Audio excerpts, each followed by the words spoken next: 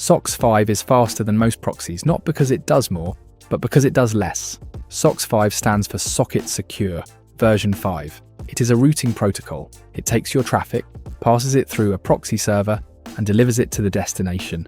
So the destination only ever sees the proxy's IP, not yours. That is the same basic function as any proxy. What makes SOCKS5 different is what it does not do. It does not read your traffic, it does not inspect headers, it does not modify a single byte of the data passing through it. Raw packets in, raw packets out. And here is where most people have it wrong. SOCKS5 is not an encryption protocol. The name sounds like it implies security. It does not. If you want encrypted traffic, you need TLS or a VPN handling that at a different layer.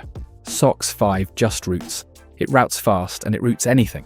But it does not secure the contents. That distinction matters, keep it. Now the mechanism. When your tool connects through a SOCKS5 proxy, 5 things happen in sequence. Your client sends a connection request to the proxy server. The proxy authenticates you with a username and a password, or through IP whitelisting. The proxy connects to the destination on your behalf. All traffic flows through that tunnel. The destination responds to the proxy, and the proxy passes it back to you. The destination sees one IP the entire time, the proxies. And because SOCKS5 is not reading or modifying anything along the way, that process adds less than 5 milliseconds of latency overhead in most configurations. That is not a meaningful slowdown. For high-volume tasks, it is effectively invisible.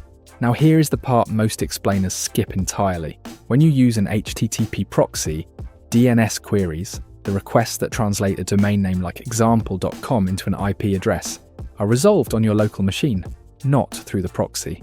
That means your real location is visible at the DNS level, even when your traffic looks like it is coming from somewhere else. That is a DNS leak. It happens silently, and most users never know it is happening. SOCKS5 routes. DNS queries through the proxy server itself, meaning the DNS request comes from the proxy's location, not yours.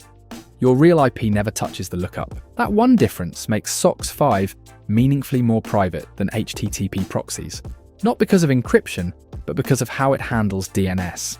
So why does any of that matter? Because protocol choice is not just about speed, it determines what tools work, what traffic goes through, and whether your real location stays hidden.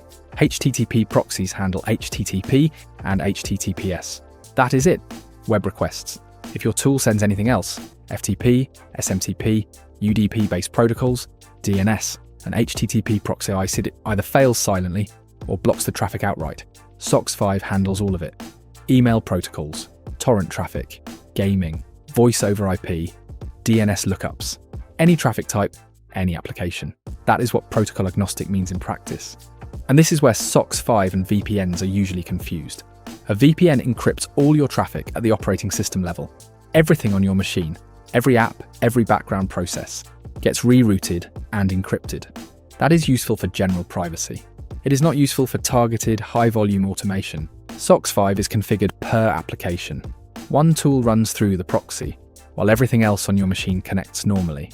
No encryption overhead, no system-wide slowdown, just the specific task routed through the IP you want. For scraping pipelines, rotating proxy pools, multi-step account workflows, SOCKS5 is the right tool. A VPN is not designed for that kind of precision. But here is what most people miss when they pick SOCKS5. The protocol's not the whole story. SOCKS5 tells traffic how to move. The IP type determines how that traffic looks to the destination. A SOCKS5 connection carrying traffic from a data center IP looks different to a website than a SOCKS5 connection carrying traffic from a residential IP. Same protocol, completely different trust score. That is where proxy type selection becomes the real decision. If anonymity is the priority, scraping heavily protected sites, bypassing geo restrictions, staying undetected, use SOCKS5 residential proxies. Residential IPs carry real ISP assignments from real devices. The destination cannot distinguish that traffic from a regular user. SOCKS5 routes the request without modifying anything, so nothing artificial gets added. If speed is the priority, high-volume scraping, automated workflows where latency matters, use ISP proxies with SOCKS5. ISP proxies carry residential-level trust scores but run on data center infrastructure. You get the speed of a data center connection with the trust of a residential IP. SOCKS5's low overhead makes that combination efficient at scale. If raw volume is the priority, unlimited requests, maximum throughput, price-sensitive operations, Datacenter proxies over SOCKS5 are the most efficient setup. MarsProxies offers unlimited bandwidth on Datacenter proxies, which removes the ceiling for high concurrency tasks. And for stateful tasks, account management, multi-step checkout flows, anything that needs the same IP across multiple requests. Residential proxies sticky sessions let you hold one IP for anywhere from 1 second to 7 days. SOCKS5 maintains that consistent routing without interference. All of that runs across 195 locations. Because SOCKS5 sends DNS through the proxy, your geotargeting's accurate. No leak, no mismatch between what the destination sees and where it thinks you are. MarsProxies supports SOCKS5 across every proxy type: residential, ISP, data center, and mobile. Out of the box, non-expiring traffic means variable consumption tasks do not waste what you have paid for. The protocol was standardized in 1996. It is not new, but the number of proxy users who still have it configured wrong or are running HTTP proxies on tools that need SOCKS5 is higher than it should be. Now you know the difference. And the next question is, which proxy type fits your specific use case? Head to MarsProxies and find the right proxy for you.